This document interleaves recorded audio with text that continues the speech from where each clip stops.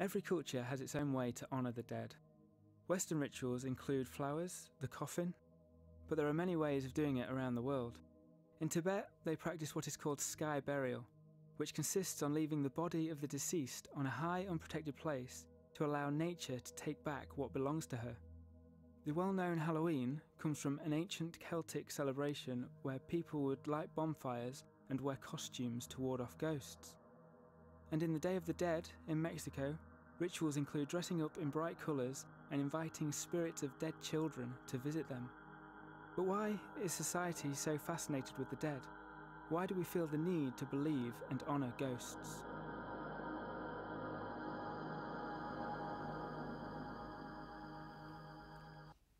That is a good question. Why do we feel that fascination? Right, but that's not a problem, because today we are here to find it out with the help of some interesting guests and a frightening story. We'll be talking to two administrators of companies who deal with paranormal phenomena. Also, we will listen to Hazel Williams from Spectrum Paranormal Investigations. She's here to tell us a bit more about the spirit world, together with Malcolm Brown, who has a unique profession. I can't wait to hear their stories.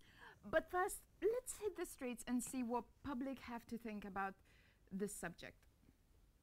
Do you believe in ghosts? Since the early days, there has been recordings of haunted places in London. In the beginning of the 50s, there were already ghost hunters who go through places to try and catch some ghosts using some interesting science. The hunters know that the disturbances that frightened away the three caretakers, no one else had lived here for 20 years, were near the chimney. So a thorough search is made for a possible simple explanation to the mystery, or, who knows, the ghost himself. Cotton thread provides an effective check on whether the uninvited guest is a genuine spook or a real live fake. A ghost who is using his title under false pretenses will, if he stumbles into this trap, soon be brought back to reality.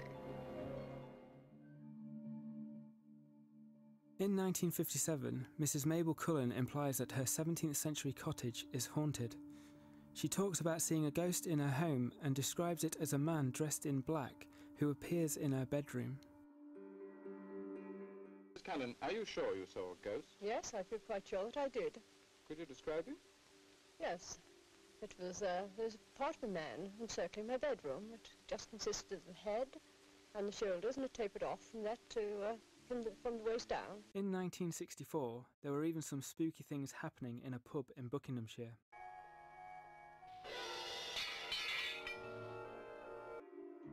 But while all this happened in the 50s and 60s, we went to the streets to see if people still believed in ghosts and spirits. I believe there's spirits, but not ghosts that go and terrify you. No, I don't believe in ghosts.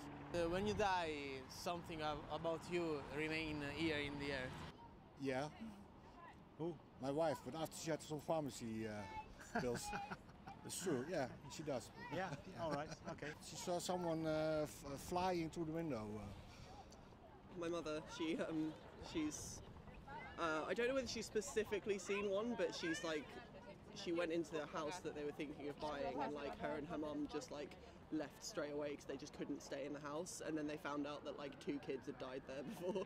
So I think the spiritual world is different from our human world. I don't believe that like every report of ghosts is true, but I believe that there is some sort of like something out there. Yeah. Once you're out of this life, it's like before you were born, there is nothing. Well, to me it doesn't seem to be very clear what people think about this. But what we definitely know for sure is those stories have always existed and always will. That is true. And I bet our guest can enlighten us. Next to me is MJ Dixon from Sage Paranormal and Luke and Kim from Breaking Paranormal. Welcome. Hi. But why the paranormal? Why dedicate part of your life to this mysterious world? I'll start with you, MJ. I grew up in a family that was quite spiritual. My father was a military man and my mum was a psychic medium. So I grew up with the best of both worlds and often had experiences. So I guess it was just looking for answers to validate that. Well, for me it's just curiosity, like MJ said, it's just looking for answers. So really just finding out what happens to us when we die, basically. Pretty much the same as Kim, really. like the idea of the what ifs and the possibilities. So just like go from there. Okay. Can I quickly say, what is your scariest experience you've had? The first time I see a ghost was in a cellar in a pub. A guy walked straight up to me, walked straight through a wall. I think my most scariest experience was seeing a light in Drake Low tunnels in Kidderminster, and then other people saw it as well. It was really weird.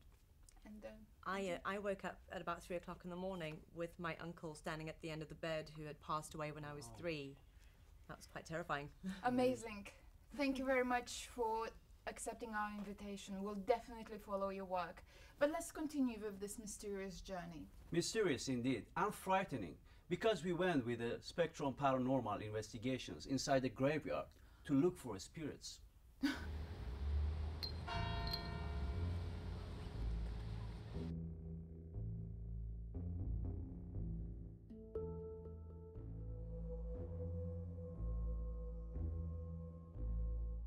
With the spirit box, we obviously, this is where we try and make contact with like using EVP, electronic voice phenomena.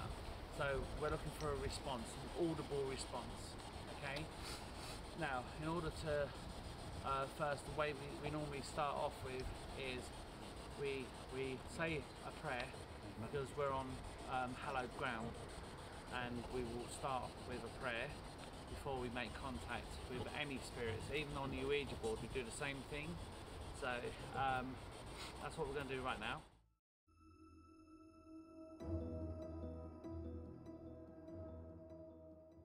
I call upon the world of spirit. Please draw closer to me, and you can draw upon my life force. I ask that you come and communicate with us. If there are any spirit energies around us, then can you please give us your name?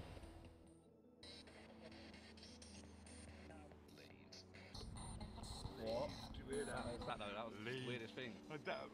Earlier went Steve. I knew Steve, not as much as his father, but he sadly passed away. Steve Farnham, can you hear my voice? If you can hear my voice, then please. Battery's gone. No.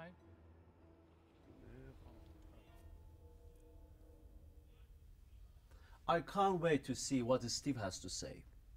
Me neither. But before that, let's see what our experts have to say. Hello, Hazel. Hello, Malcolm. Hello. Hazel, you belong to Spectrum Paranormal Investigations. What made you start this company? Spectrum Paranormal was actually founded on a chain of events that happened to me back in the 1990s from precognitive dreams that I'd had, including the assassination of Yitzhak Rabin 3 days before he died, the death of Princess Diana. I got the date, the city, the time, and the people that would die. Flight 800 JFK, I see the plane exploded mid-air just after takeoff.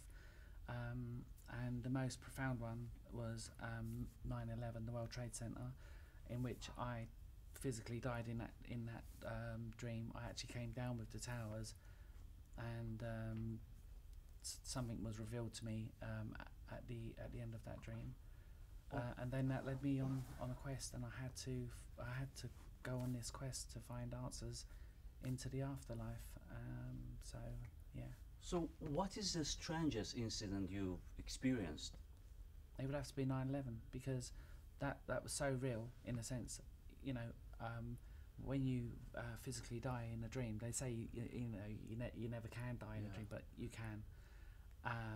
And I needed answers, because when you're given the exact number of people that would die, how it would all unfold, and the war that will rage on the planet after, you know, it just sends you on this mad quest, and I formed the book. That is, you know, that is really frightening.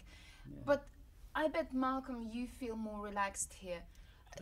You have by most lion-hearted job in the world. You describe yourself as demonologist. Yeah. What exactly is that? It's something that's called in when people feel that there's paranormal activity, furniture moving or bites, scratches, that sort of thing. I've got to ask personal questions about drugs, alcohol, lifestyle, whether these children are coming into puberty, because it may not be paranormal.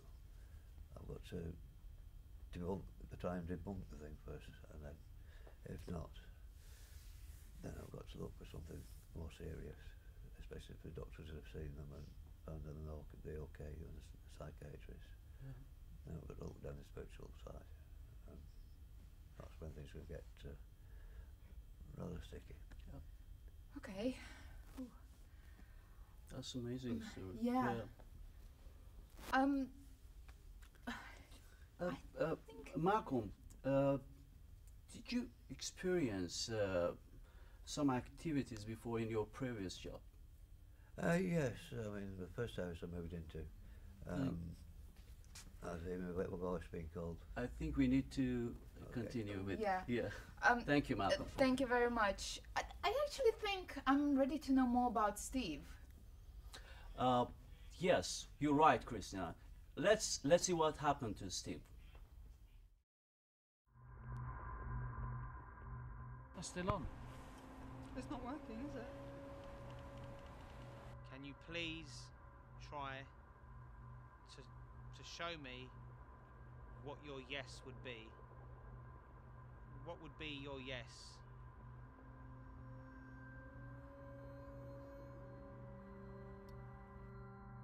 When we were doing the spirit box session, we came across an energy by the name of Steve. So I'm going to see if what we have is that energy, because the energy... Was it a long-term illness? Was it a long-term illness that took your life?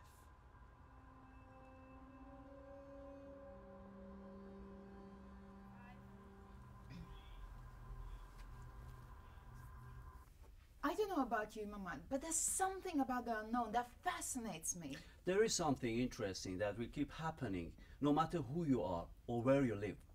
But we are getting to the end of this program, and I have a final question for Malcolm and Hazel. What would you tell the people who don't believe in the afterlife? Should I go for third?